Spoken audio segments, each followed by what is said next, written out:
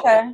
Okay. Okay. But yeah, honey, I'm so glad you're in the building. But yes, let's just Happy start to it be off like Ruby's here, and I'm gonna just start it off right quick.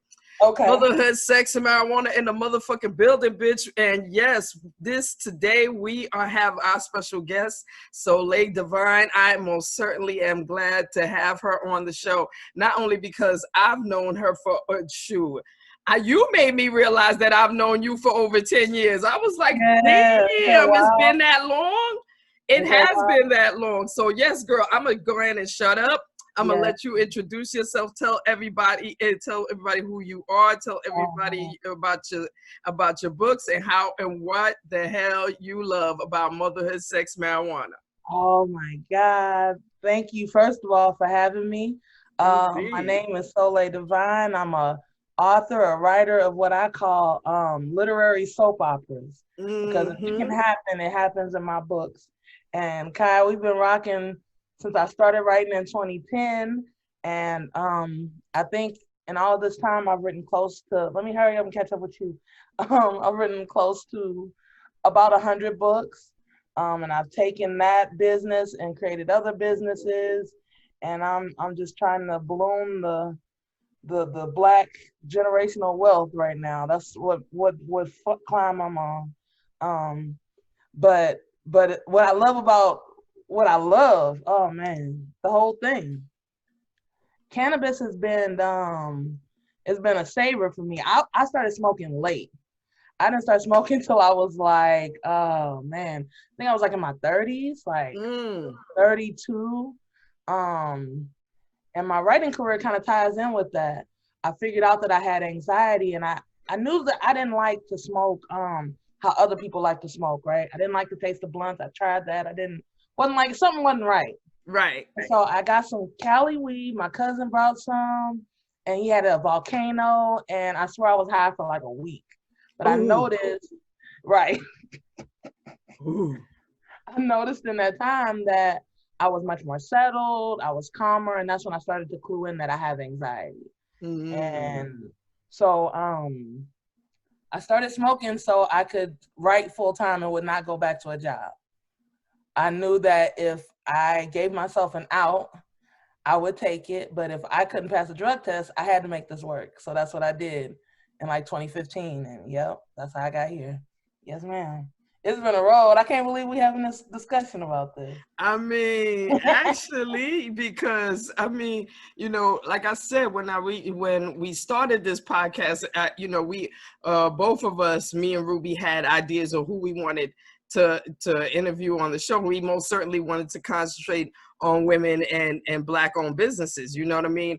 Okay. And when I hit you up is because I did see a couple of tweets on Twitter where you were talking about getting your credit together and and owning property and things of that nature. So it was just like it kind of was like, oh, okay, wow, you doing a whole bunch of different things. So then Yeah. then to talk to you, and then you were just like, yo, I've written 100 books since 2010. It's like, whoa, I Yeah. get it. You know what I mean? I definitely get it because the book game, it made you want to, especially your fans would want you to keep pushing out books like that. You know what I mean? So how's Yeah. it been book wise? So book wise, what I figured out with books is that publishing is a recession proof market. When people's funds get low, they still need an escape. It's cheaper to pick up a book than it is to go jump on a flight, especially right now. Okay. So when COVID first hit, I saw a spike in my book sales, the traffic to my website. I was getting more emails from readers asking me questions about books. So that just kind of clued me in more that I did the right thing by putting in that work. Because I'm still getting paid off books that I wrote 10 years ago, 5 years Nice. ago. And so when I had sort of a depression a few years ago and I wasn't able to write like I wanted to and keep up that pace, I was still making money off of what the work I already put in. So Nice. publishing has been rough. It's ever changing. You know that it changes all the time. Um, I'm still in love with it. Like I haven't written in a while, and I feel that itch. I feel it. But yeah, it's just something that doesn't go away when it's in your heart, you know? Definitely, Mhm. definitely. If it's your passion, it's going to automatically be there. But No doubt. but like I said, I know you wear a lot of different other hats. So let's talk Yeah. about those, because I think, because if I remember correctly, I saw you advertising something like about a lotion, maybe. Am I correct? Yeah. Yeah. So excuse me. So what happened was I was working writing full time for 5 years. That was my Mm, sole source of income. I was just putting out books, and that's why I have so many, because I believe one year I put out like 37 books, because I saw that the more books I put out, the more income I could get, and I was trying to get to a certain number. I was right. fighting for it. Um, but I also had a burnout, and I got really depressed, and I had to reveal some suppressed childhood trauma that I had. And if I didn't Whoa. have cannabis and CBD, I think I could have went a different way with it. Mm, So when I started to dig deeper into the trauma and what it does to you mentally, physically, emotionally, I just went on this. I'm on this crusade about anxiety, because right. I just didn't understand how anxious I was. I didn't understand how hurt I was, how much I was hanging on to old stuff, and nobody could really tell me that. It's a realization I had to have on my own. But Yeah, in that exactly. realization, I figured out that it's not just a mental thing, it's also a chemical thing in the body. Your body is made up of all these minerals. And when you're stressed, your body depletes yourself of the minerals. And the main Hmm. mineral for stress is magnesium. And magnesium helped calm my anxiety. So, in Wow. figuring that out and finding different modes of magnesium and researching about it, I found that topical magnesium was the best, but I didn't like the magnesium that was on the market. It wasn't made for us. Right. My skin would be all white and chalky. I don't want that, but I want No. the relief. So I took that and I did some research and I made a recipe and I created a magnesium body butter, and it's helped me. It's transformed my life. And so I started giving it to friends and family, and they were getting help. So I was like, I got to market this. I got to put it out. Exactly. And I'm gonna tell you this as an author and get your feedback. My biggest thing is that I needed a product that I could put in my books, because I felt like I'm making money from these books, but I was so burnt out because I'm just trying to make money just off publishing. I need to Yes. expand that, and that's why I'm so deep into all these businesses now. Um, but my goal is to take intentions and put ads for it in all of my free books, because I think I probably give away more free books than any other author that I know. Mm, I give away thousands every month, free books. And I feel like if I put those links to those books, I mean, to that product in my free books, what's going to happen? Let's see. I'm excited. right. Yeah, I'm hyped about Right. That's smart thinking. That's a different way of marketing. That's it. outside of the box marketing, actually. Yeah, you like that? I thought it was dope. Definitely. But I haven't had an author to talk to about it, so I'm glad to be here to share it with you to get Oh your yeah, thoughts. I think I mean, have you started doing that already, or? I've started doing it a little bit, but it's like you said, I'm wearing a lot of different hats. So I've had to discover how to delegate.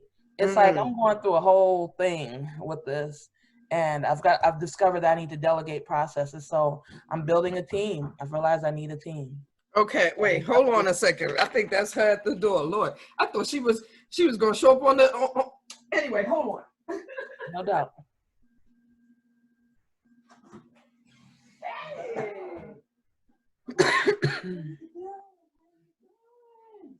What do you say?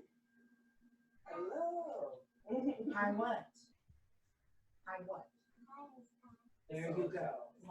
Get in there. Oh, I'm sorry. You're already in, right?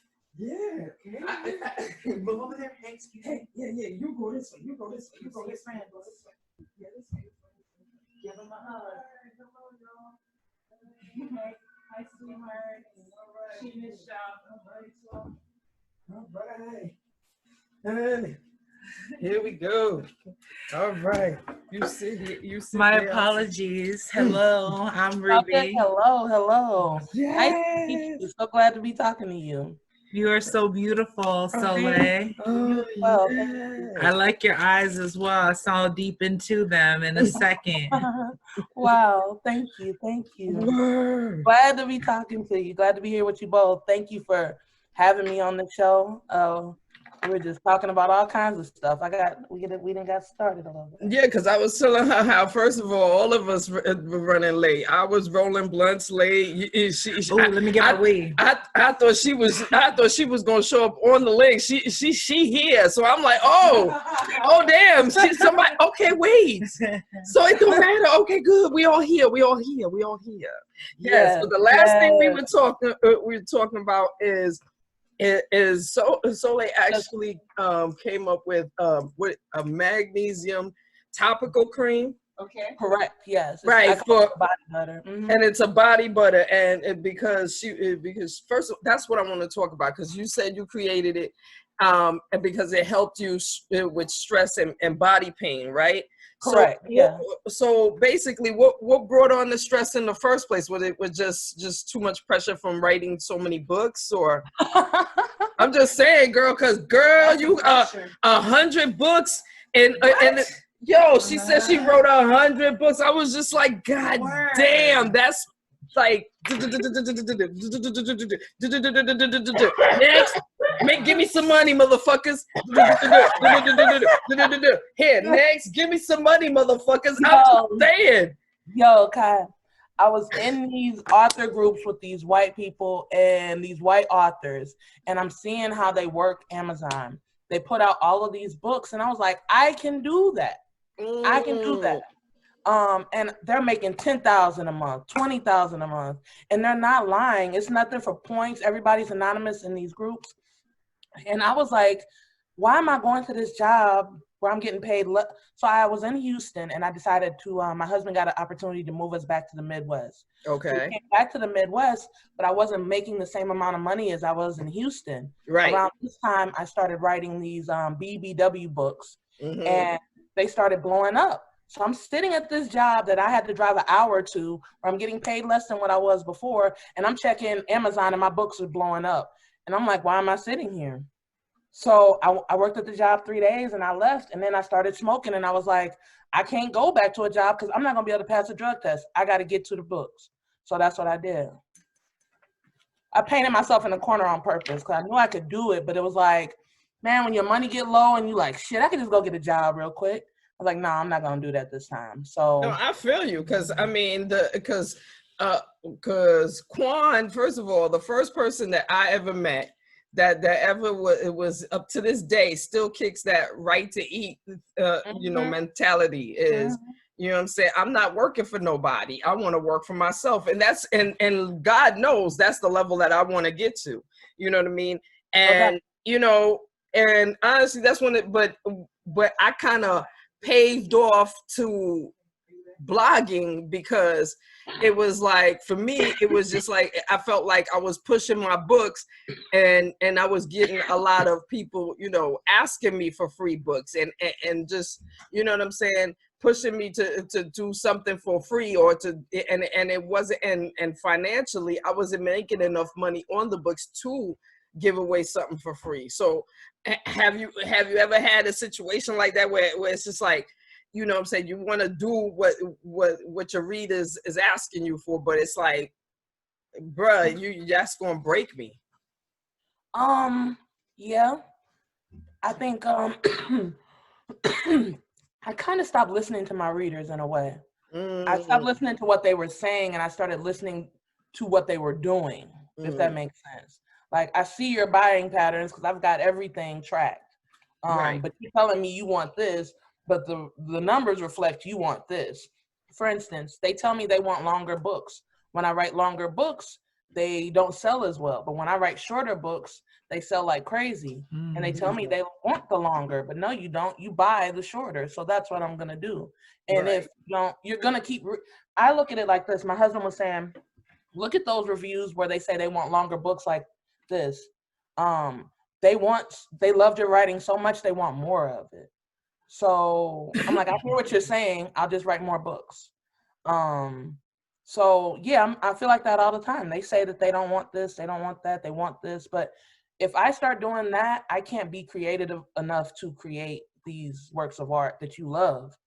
I can't be in my head thinking, well, Sally Joe said she wants that. Sally Joe better go write her own damn book. This is Soleil's book. If you want Basically, this, you go write your own. I can't do what you want me to do. And basically. and that's why I became a writer, is because I wanted faster set books. And I just had to, I felt like I had to go do it. I knew I could do this, and I did.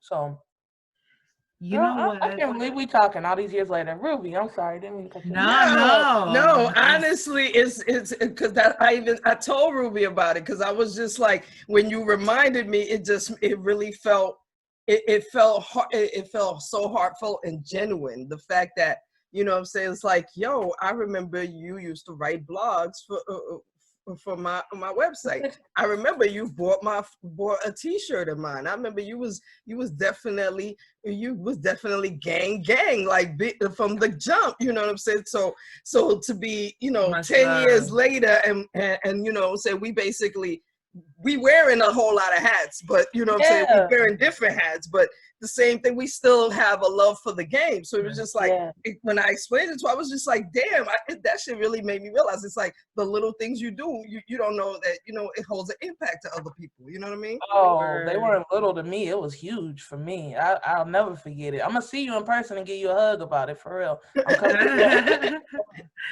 I love that about my queen right here too. I feel like it's noble to support up and coming artists and, you know, other people that you share, because, okay, here's the thing, you guys have finished product, and here's my point with saying that is, everyone thinks they can write a motherfucking book until it's time to write that book.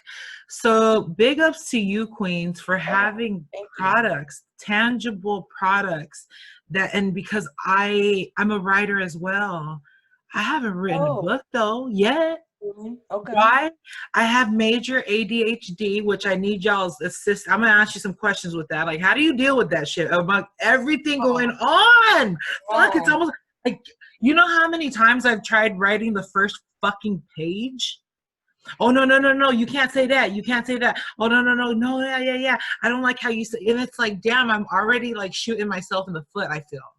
So I want you guys to, at some point in this podcast, give writers like me some advice. Like, how do you get from A to Z? Please hold to that thought.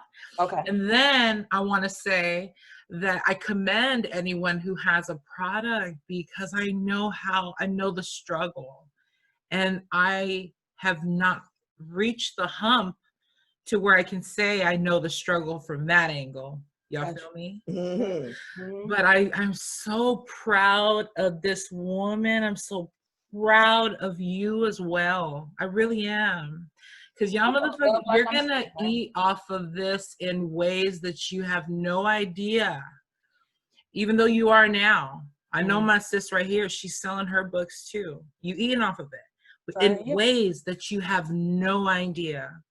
And I think from queen to queen, we need to bless each other on our journeys. No doubt. When I get my book, I want y'all motherfuckers to read it. Oh, let me start off first by reading some of y'all shit. I read some, you know, let me be honest there. But I'm so proud of you. Thank you. And this is inspiration. I think other people who listen to this podcast need to understand that. Indeed. That there's no excuse to pursuing your dreams, only yourself and your lack of imagination, maybe. Not even imagination, motivation. There you go. Because on some real shit, for me, it was just about, you know, I have stories in my head, and whenever I have time, you know, I'll put them down somewhere. Whether it's I'm writing to an email to myself, or I'm fucking, you know what I'm saying, I'm typing a little note on my phone, whatever. You know what I'm saying? And either way the idea comes out, you know what I mean? And definitely because I smoke weed, I most certainly try to get the idea out before I forget it. I mean, let's keep it real. Yeah.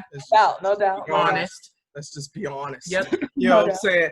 But, you know, that's how I've done it. You know what I mean? And thank goodness shit, I've had employments in the past where shit, I'll take a break and from whatever I'm getting paid for and type a page or two. The fuck? Yeah. Unless a nosy motherfucker walking by minding my business, Yeah. then it's really, you know what I'm saying? Then it's really nothing going on, you know. But that's how I've done it in the past. You know what I mean? I've definitely done it like that. You know what I mean? And with blogs, because my blogs are like nothing but 600 or more a word, so that's something I could write with, and you know what I'm saying, just sit down one day while I'm cooking something and just, you know, kick that out real quick, and it's no big deal. But the whole thing is having the commitment to put the idea out. You have the, you know what I mean, and you can't worry about how it sounds when you write it out, because the editor's job is to correct your shit. You know what I'm saying? So that's what that fuck you pay a good editor for, to correct your shit. You write it out how you need it to go, and then they figure out how to say it correctly, and then you decide between, you know, you and the editor if that's how you want it to say. It's your book. It's your book. There are no rules. That is great advice. What you got, Solae, on that? No rules at all. I break conventional writing rules all the time. I hated English in adolescence. I thought the rules were stupid. I leave that up to the editor. But when it comes to getting the books out, I think the ADHD, the ADD, the anxiety, it all comes from childhood trauma. Yeah. And I had to tackle that shit head on, dive deep into it, to really heal from it and reveal it, to come out of it. But I wrote those books when I was really anxious and anxiety filled, because I just didn't want to fail. I didn't want to lose. I painted myself in this corner. I can't be broke. So it was like a do or die. But maybe if I was a little more mentally healthier, I could have, I wouldn't have had that burnout. So, but I think as Black women, when we have a burnout or something like that, it feels like failing. So I couldn't fail. So I ended up just going to go do something else in the meantime, to kind of offset that. And that's where the like catastrophe insurance adjusting came in at. I just kind of leveled things on top of each other to propel myself forward, and push past the anxiety, push past the not wanting to do it and being afraid. Like, because when I had to put these books out to make money, it was like what I would do is when I'm in the middle of writing one book, I'll start getting together the cover for the next book. Because if I bought the cover, I'm definitely going to try and put the damn book out. If I spend money on it, if I start contacting my editor, and I just kind of keep pushing myself forward, because nobody else is going to do it. But I'm realizing now that's kind of called self-parenting. I got to figure out what I missed back then that wasn't my fault, but just some shit that I wasn't taught, I was neglected, whatever. And I got to fix it and heal myself from it and put demands and discipline on myself. Short story of it. It's hard as fuck. Not easy. Oh, no doubt. I mean, you know, everybody, you know, however you deal with trauma, in order to get over it is the best way. And it sounds to me like cannabis played a big part in your overcoming of trauma. Do you also go to therapy or anything like that? If you don't want to discuss that, that's cool too. Oh no, I'm all about it. I want to talk as much about it as possible. No, I do go to therapy, and I have done other therapy modalities. Like, it's a comprehensive thing. What I've figured out healing is. So it's like talk therapy. I've done sound therapy. I've gone to acupuncture. The reason why I was kind of running late today is that I go swimming almost every day now. About the past month or so, I found this gym that has an indoor pool, and I know it's COVID, but I don't give a damn. I know I need to do this for myself. So it's like all these different things I do. I take different herbs. That's where the magnesium comes from. Like, it's a fight, because I feel like I was really, really sick and really anxious, and I had no clue. I felt, because I was high functioning, I thought I was okay. I'm not strung out. I'm not on the streets. I have a house. I don't have a reckless lifestyle. I'm not hurt. I'm not affected by that shit, but I was. I didn't know it. So no, I'm gonna talk all about that. I love it. You know what? I hadn't shared this with you yet, Queen, but I signed the kids up for counseling Whoa. therapy. There's in Washington. Where are you, Soleil? I am in St. Louis, Missouri. Okay, we have a homie out there. Shout out Bobby Okay. from the Bobby Yes. Dollar Show. Yeah, that's Okay. right. Okay, Yeah. that's cool. All right. But in Washington, I've been very impressed by their resources, let's say, especially resources regarding mental health. Mm. And so I actually, one of the agencies that I do some part-time work with has counseling for our clientele. And so I was like, you know what? The kids and I have talked about getting therapy, and here's the time. And insurance is going to pay for it. So Oh, I am all for it. yeah, Let's do this. That's good. Whatever Yo. it takes. that's a And blessing. it's just whatever it takes, you know what I mean? And because I had done therapy with my oldest son, he's been living in my household for maybe going on 2 years, actually. Before this boy came into my house, he had already had 3 felonies. He in and out of juvie only because he was 16 at the time, but his first time he went to jail, he was like, I don't know, 14 or some crap like that. I need to double back on that and see if that part's right. But no, everything else is just crazy. So one of the requisites was that he do family therapy to get through his probation. And so we're like, fuck it, let's do it, right? Yeah. I've never done it before. It was so beautiful, the way that the conversations that we've had. And I think it is just a matter of talking about it. It didn't even need, at the end of the day, you don't really need somebody licensed to help you figure things out.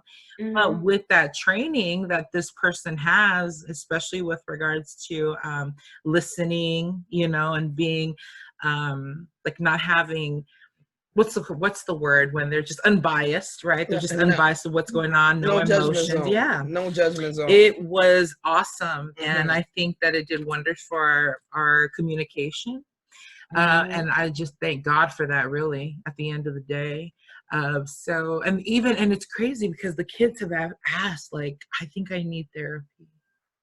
Or I need to talk if they ask for it, yes, that's a Yeah. big deal. That's definitely a big deal. Yeah. That's amazing. That is amazing to have that perception at that age, however old they are. They're still kids, right? Like have that perception. That's amazing. And I think it's also part of the fact that, you know, the new fuckery normal that we live in, you know what I'm saying? The fuckery normal is, and it's like, I feel like society right now is trying to make us feel like we're not gonna make it past this shit.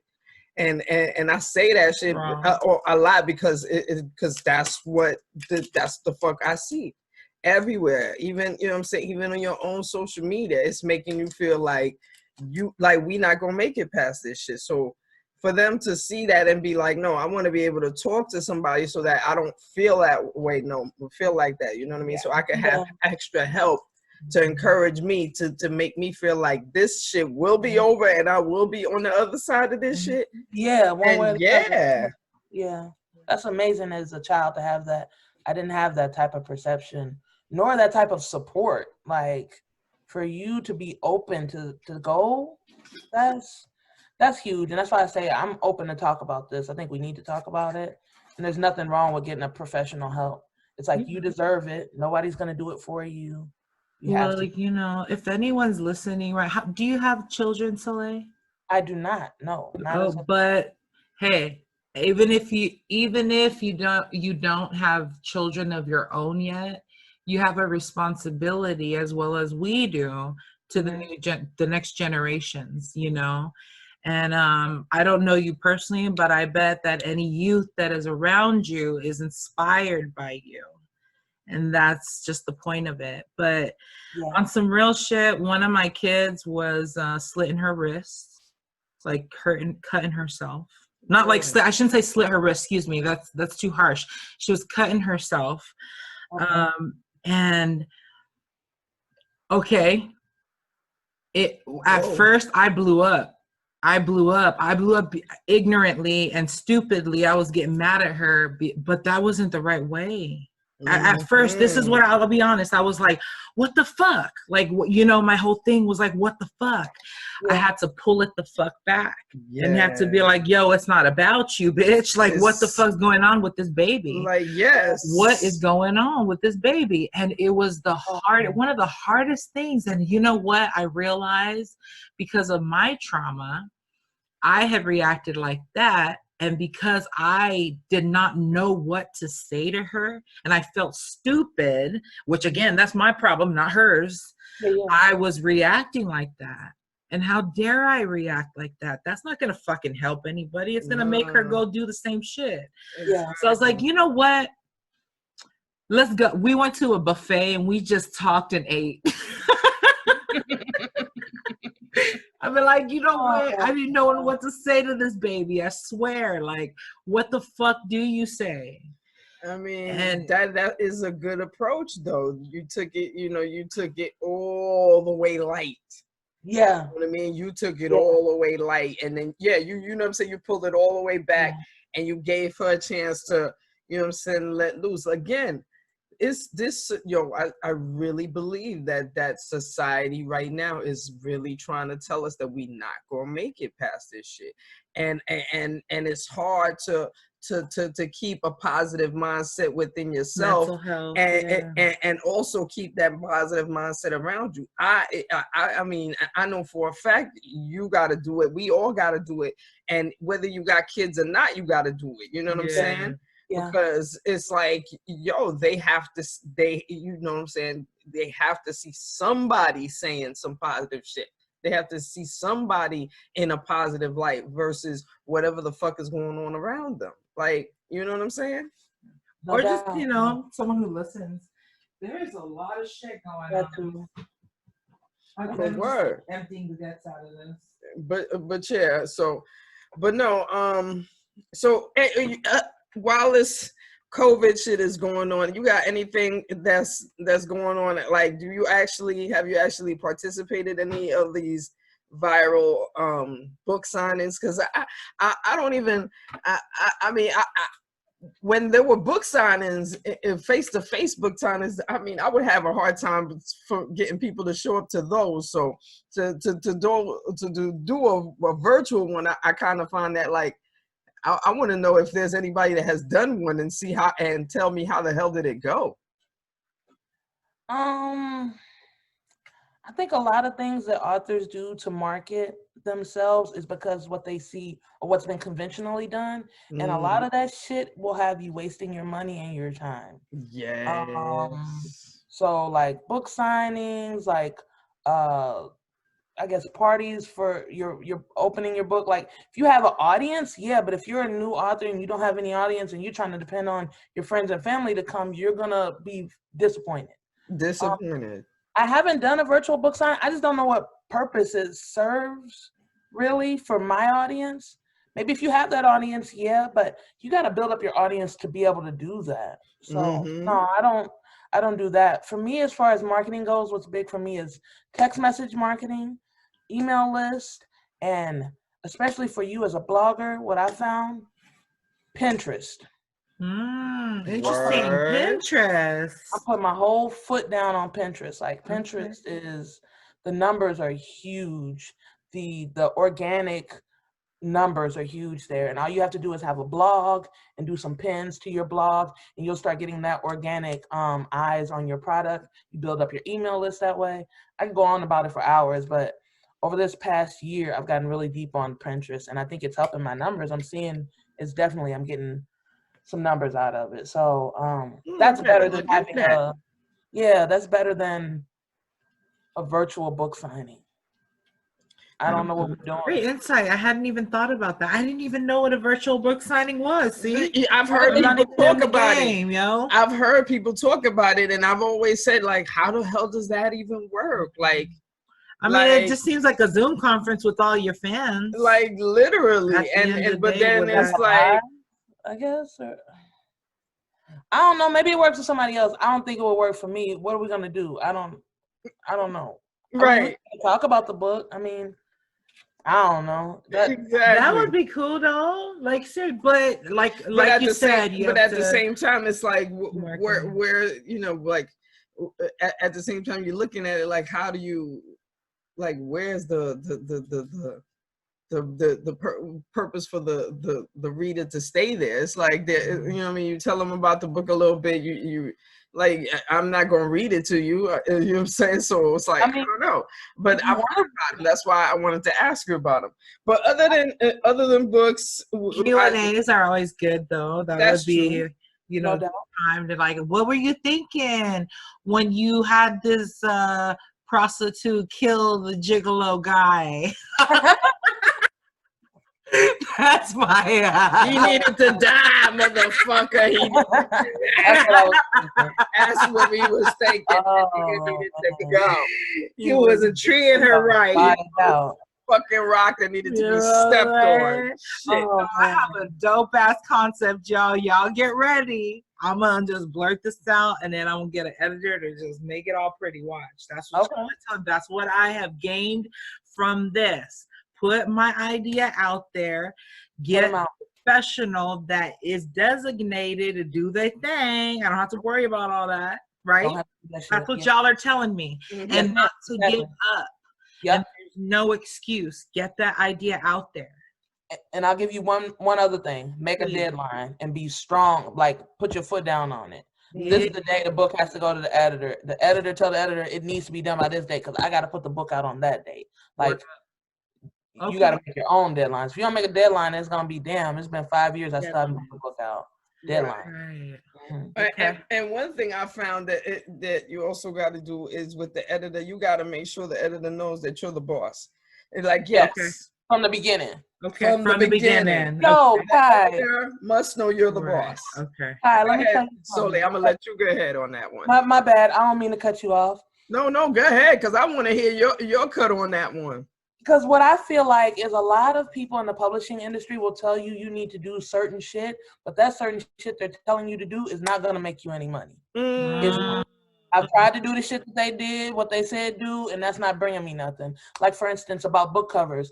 Oh, you need to go spend $200-300 on a book cover. Bullshit. Why would I put that much into something and I don't know what the return is going to be? I want to keep it low until I build up my audience, until I know, okay, I'm going to have 5,000 books sold the first week. I can go be extra creative and spend $200 on the cover. Right now, I don't spend that much.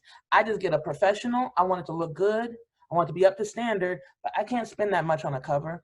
I can't spend $2 or $3 a page getting it typeset. You remember them talking about that typesetting shit when we first started? No, put me up on game. What is that? Ruby, let me tell you. So typesetting is back from the old printing press days where you're actually having to put keys in when you have like a typewriter to print out a book. They don't do that shit anymore. It's not really typesetting. It's called formatting now. So back when we were first starting, the big thing was to try to get new authors, and it still does now, get new authors that don't know any better and get them to buy all these services and things that they don't really need.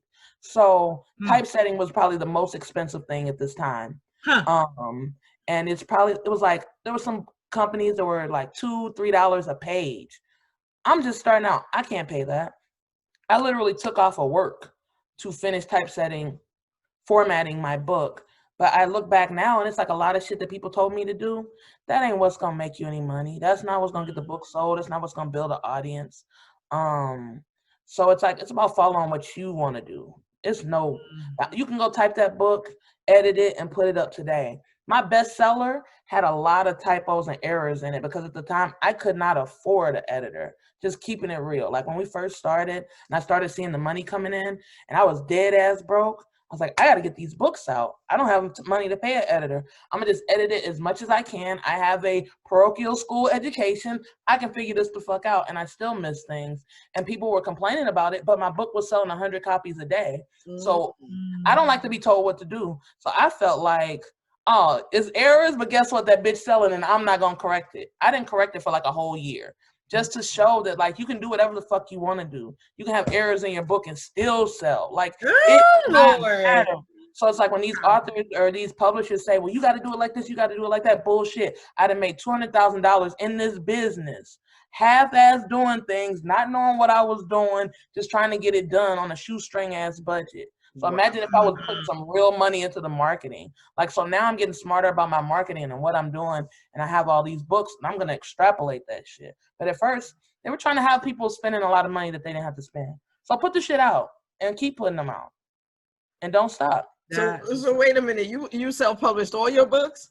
All of them. I didn't sign to nobody. When everybody was signing deals, I didn't want my name. I didn't want nobody telling me what to do, how to do it.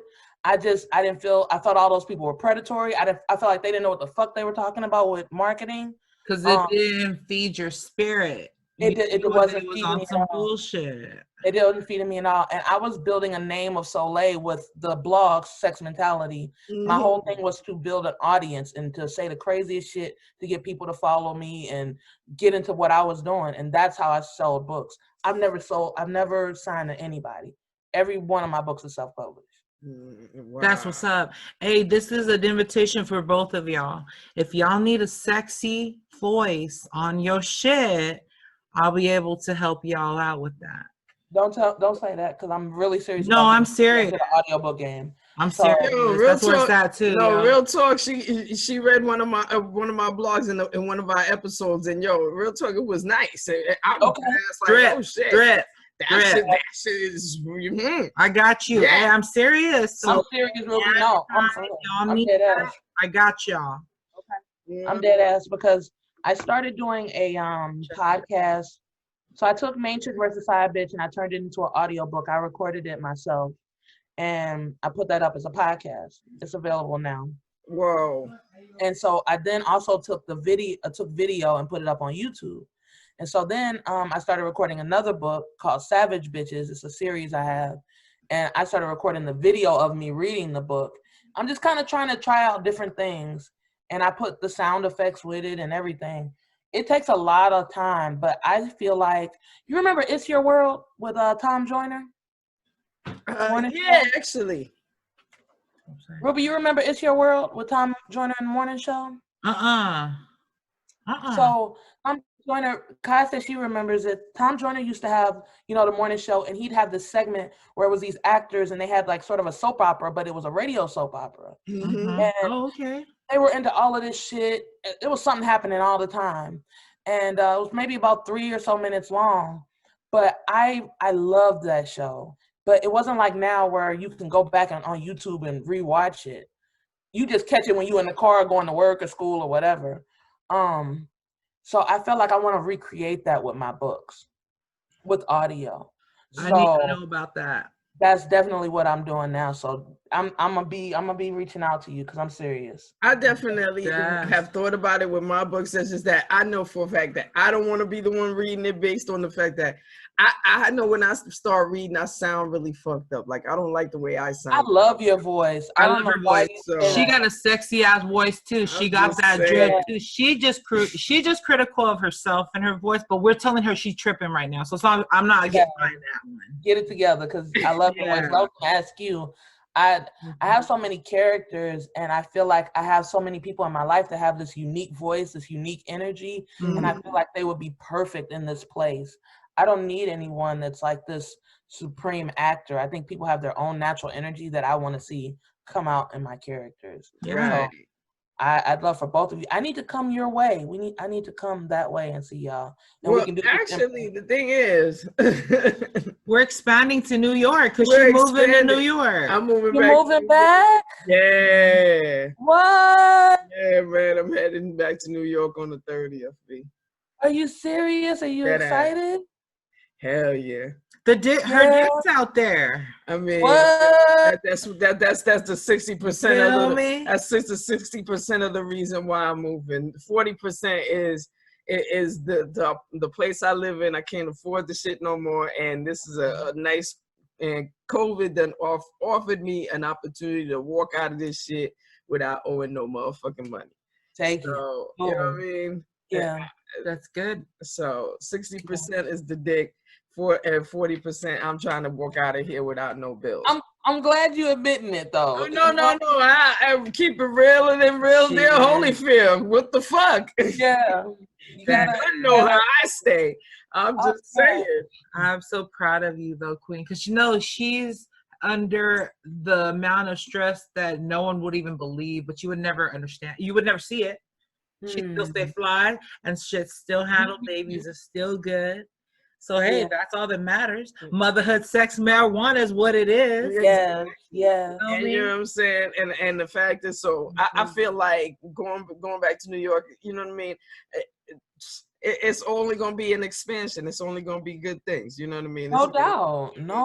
New beginning. So hell yeah. So you know what I mean?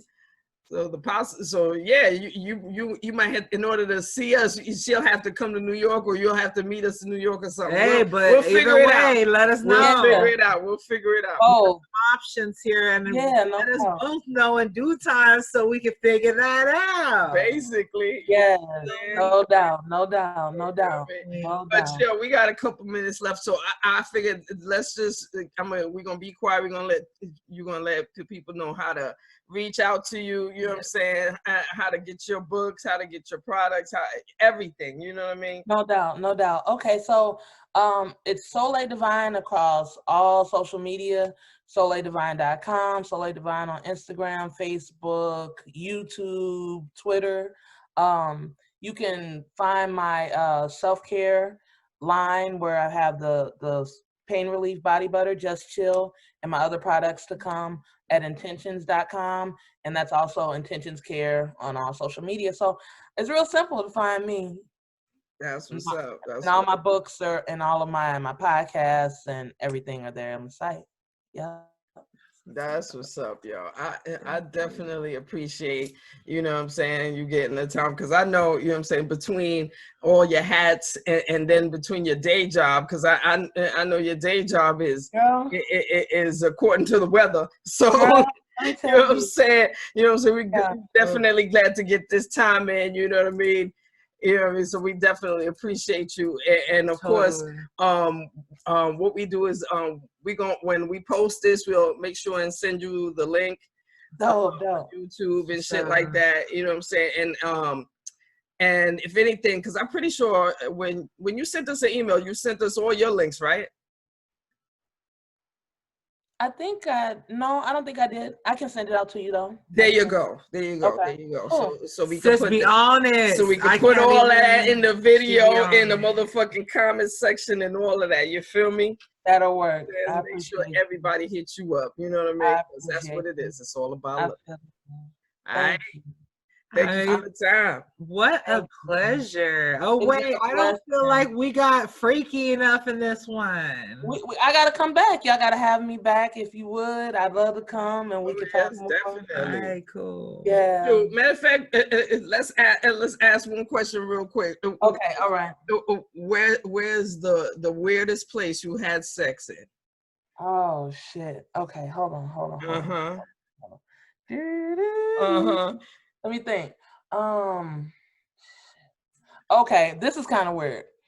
So teenage years with my boyfriend, now husband, right? We used to work at this telemarketing, like it was telemarketing on one side, but it was for a lawn care company. So we called people to see if we could do their lawn care. So we stopped working for them. It was like a year went by, but we knew that this was a place that nobody would be at night, and we would go there to have sex in their parking lot, like in the back parking lot. It was dark, and like so one time, I don't know what the fuck we were thinking. We got out the car, right? So we're having sex on the hood of the car, and we said, hold up the car. Let's be quiet. I completely forgot about this. We're having sex on the hood of the car, and I guess it got good, and I came, right? And we're getting like dressed and shit, and I noticed my hand is bleeding. I like must have stretched up, and he had like something sticking out of the hood of his car, like some metal or something, and I fucking cut my hand. So my hand is bleeding. We're in the back of this place we're not supposed to be in. It's the middle of the night. It's dark. And I don't know. I think I found a shirt in the car and wrapped my hand up. So yeah, that might be the weirdest. Oh Well, at least you didn't feel it till afterwards. It's just I didn't feel like, oh, nothing. Who did this? I don't know. Who did It was deep too. I must have really like. before the cops come? Oh my God. Oh, that was beautiful. I love it. Juicy. One Yes. more thing. You just Yes. have to give a positive enforcement to that one that needs a friend right now, please. What would you say to that woman or that person? Ooh. Oh man, I want to say so many things. I think the most important thing is to show yourself some compassion. I think we forget that there's no need to be angry at yourself for what you don't know, what you didn't know, for how you feel, where you are. That's a time for you to love yourself more, because like being angry with yourself is not going to help the situation. It's going to make it worse. So show yourself grace, show yourself compassion. Yeah. Word. Beautiful. Thank you. Now that's peace right there. Definitely, because yes, like I said, in the society, in the lifetime that we live in, the fuck shit normal that we live, the society in itself is trying to tell you you're not gonna make it. So have compassion when you might be hitting, you know, a low spot, because you're gonna get back up. You're gonna get back up. Yeah. That's peace. I love that. Word You know what I'm up. saying? Thank you, Solae, for coming in, and cheers for saying that. Love That's y'all. what's Love up. y'all. Thank you for having me. Love you. It's been a blessing to Absolutely. talk with y'all. Been a blessing. You Please know what I have me mean? back. But yeah, man, thank you for being on the show. So Motherhood, sex, marijuana. in the motherfucking building. With Solae Dehvine. Yeah. Please, thank you. Thank you. Love All you. right. Soon. Yeah. Have a good one.